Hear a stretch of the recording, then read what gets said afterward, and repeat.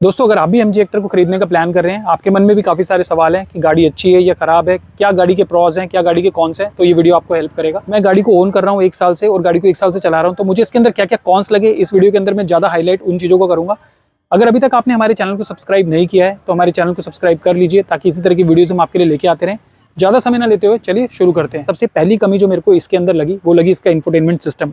Infotainment system का size तो बहुत बड़ा है, देखने में भी काफी अच्छा है, लेकिन इसके अंदर आपको बहुत ज्यादा लैग एक्सपीरियंस करेंगे। तो जैसे ही आप स्क्रीन को टच करते हैं, उसके बाद गाना प्ले होने में या फॉरवर्ड होने में या रिवर्स होने में आपको एक लैग महसूस होगा।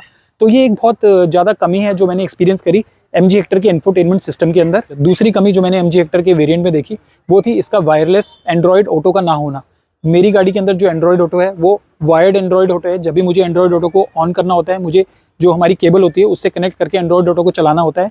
हालांकि बहुत सारे जो गाड़ियां आ रही हैं, इस रेंज की जो गाड़ियां आ रही है, इस प्राइस रेंज की जो गाड़ियां हैं, उनमें आपको वायरलेस एंड्रॉइड ऑटो मिलता है, जो कि मुझे मेरी एमजी हेक्टर के अंदर नहीं मिला। तो तीसरा पॉइंट जो मैंने यहाँ पे ऑब्जर्व करा वो था इसके पावर विंडोज को ओपन क्लोज करने वाले बटन। उनकी जो प्लेसमेंट है वो थोड़ा सा आगे की तरफ है, यानी कि जब भी आप फ्रंट वाली विंडोज को ओपन करना चाहते हैं तो उस केस में कई बार ऐसा होता है, क्योंकि बटन जो है वो थोड़ा आगे की तरफ प्लेस है, तो आप पीछे वाली विंडोज को ओपन कर देते हैं। तो ये एक बहुत कमी है जो मैंने महसूस करी, क्योंकि विंडोज वगैरह हम जो है बहुत फ्रीक्वेंटली ओपन क्लोज करते हैं, तो उस केस में काफी बारी आपको इस समस्या का सामना करना पड़ सकता है। नेक्स्ट पॉइंट जो मैंने यहाँ पे ऑब्जर्व किया वो है गूगल मैप के एस्पेक्ट रेशियो। अब इसको मैं इस तरीके से आपको समझाता हूँ, क्योंकि इसके अंदर जो इंफोटेनमेंट सिस्टम में मैप माई इंडिया का मैपिंग दी गई है, अगर आप उसको यूज़ नहीं करना चाहते, अगर आपको लगता है वो बहुत ज़्यादा करेक्ट नहीं है, एक्यूरेट नहीं है, और आप गूगल मैप को यूज़ करना चाहते हैं एंड्रॉइड ऑटो के थ्रू, तो उस केस में जो आपको स्क्रीन का एस्पेक्ट रेशियो मिलेगा, आपको पूरी की पूरी जो इंफोटेनमेंट स्क्रीन है उसके अंदर गूगल मैप चलता हुआ नहीं मिलेगा। आपको जो एक छोटा एस्पेक्ट रेशियो है उसके अंदर आपको गूगल मैप जो है वो चलता हुआ मिलेगा। तो एक ये चीज़ है जो मुझे थोड़ी सी वियर्ड लगी, क्योंकि नॉर्मली क्या होता है, जब भी हम गूगल मैप को देखते हैं या किसी भी गाड़ी में आपने गूगल मैप को ऑपरेट करते हुए देखा होगा, तो नॉर्मली आपको पूरी की पूरी जो स्क्रीन है उसके अंदर गूगल मैप चलता हुआ दिखेगा। नेक्स्ट पॉइंट की अगर बात करें तो यहाँ पे मैं बात करना चाहूँगा बॉडी रोल का।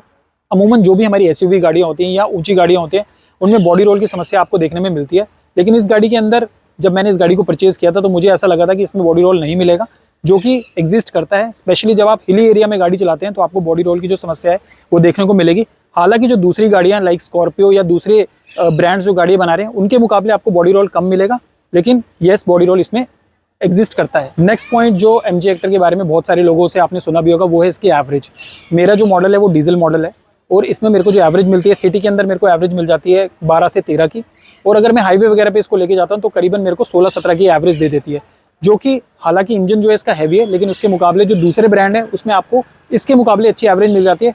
स्पेशली अगर आप पेट्रोल वेरिएंट को ओन करते हैं तो उस केस में तो आपकी जो एवरेज है वो 7 से 8 के बीच में ही आपको मिलेगी। नेक्स्ट पॉइंट जो मैं यहाँ डिस्कस करूंगा वो है इसके स्पीडोमीटर की प्लेसमेंट। अमूमन जो गाड़ियों का स्पीडोमीटर होता है वो आपको राइट साइड पे मिलता है, और जो आरपीएम मीटर होता है वो लेफ्ट साइड पे मिलता है। लेकिन एमजी हेक्टर के अंदर जो स्पीडोमीटर है वो आपको लेफ्ट साइड पे मिलता है, और जो आरपीएम मीटर है वो आपको राइट साइड पे मिलता है। तो उस केस में होता क्या है कि जो हमें आदत पड़ी हुई है राइट साइड में देखने की स्पीडोमीटर को, वो आपको उसको बदलने में थोड़ा सा टाइम लगेगा, आपको उससे हैबिचुअल होने में थोड़ा सा टाइम लगेगा। नेक्स्ट पॉइंट की अगर मैं बात करूँ तो वो है गाड़ी की सीट की पोजीशनिंग। यहाँ इस गाड़ी के अंदर आपको सीट्स जो है वो सारी की सारी ऑटोमेटिकली एडजस्टेड तो मिल जाती है, लेकिन जो सीट की पोजीशनिंग है आप उसको सेव नहीं कर सकते हैं। यानी कि जितनी बार आप अपनी गाड़ी में बैठेंगे, अगर किसी ने आपकी सीट्स की पोजीशनिंग को हिला दिया है तो आपको बार बार दोबारा से उनको एडजस्ट करना होगा। अमूमन जो इस रेंज की गाड़ियाँ आती है उसमें आपको सीट की पोजीशनिंग को सेव करने का ऑप्शन मिल जाता है। जो भी आपकी प्रेफर्ड सीट पोजीशनिंग होती है उसको आप सेव कर सकते हैं, और नेक्स्ट टाइम जब भी आप गाड़ी में बैठते हैं तो उस केस में गाड़ी जो है वो अपने आप ऑटोमेटिकली उस सीट पोजीशनिंग को आपके लिए लाके रख देती है। लेकिन एमजी हेक्टर के अंदर जो है ये ऑप्शन आपको नहीं मिलता है। नेक्स्ट पॉइंट की बात करें तो वो है इसका सर्विस नेटवर्क। एमजी का जो सर्विस नेटवर्क है वो सिटीज़ में तो अच्छा है, लेकिन जैसे ही आप सिटीज़ से बाहर जाते हैं तो वहाँ पर आपको सर्विस सेंटर ढूंढने में काफ़ी मशक्कत करनी पड़ेगी। मैं हिमाचल में भी रहता हूँ, मैं दिल्ली में भी रहता हूँ, तो जब मैं दिल्ली में रहता हूँ तो मेरे को ये प्रॉब्लम फेस नहीं होती है। लेकिन जैसे मैं हिमाचल में जाता हूँ तो वहाँ पे मुझे अगर गाड़ी की सर्विस करानी हो या गाड़ी में कभी कोई प्रॉब्लम या कोई काम करवाना हो, तो उस केस के अंदर मेरे को 150 से 200 किलोमीटर का सफ़र करना पड़ता है सिर्फ इसके सर्विस सेंटर को ढूंढने के लिए। तो अगर आप भी एमजी की इस गाड़ी को लेने का प्लान कर रहे हैं तो आप इस चीज़ को जरूर ध्यान में रखें कि आपके एरिया के आसपास इनका सर्विस सेंटर है या नहीं है, शोरूम्स हैं या नहीं है। नेक्स्ट पॉइंट की बात करूं तो वो है सीट्स का कलर। अब सीट्स का कलर हर किसी की पर्सनल चॉइस हो सकता है। मैंने जो गाड़ी में कलर चूज़ किया था सीट्स का वो था बेज कलर। बेज कलर के साथ मुझे ये प्रॉब्लम लगी कि ये बहुत जल्दी मैला होता है। आप गाड़ी में बैठते हैं, आपकी जीन्स के भी जो कई बारी निशान या फिर जो भी काले धब्बे बहुत जल्दी इस कलर पर दिखते हैं।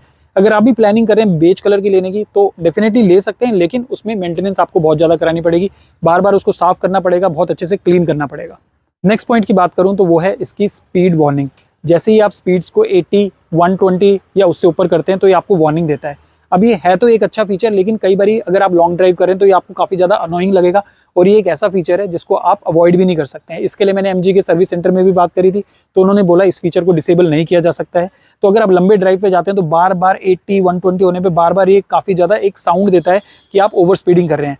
दो अच्छा फीचर है, लेकिन कई बार आपको अनोइंग लग सकता है। तो दोस्तों ये था एक छोटा सा ऑब्जर्वेशन 1 साल इस गाड़ी को चलाने के बाद। अगर आपके मन में अभी भी इस गाड़ी से रिलेटेड कोई सवाल है तो आप हमारे कमेंट सेक्शन में जाकर हमसे पूछ सकते हैं।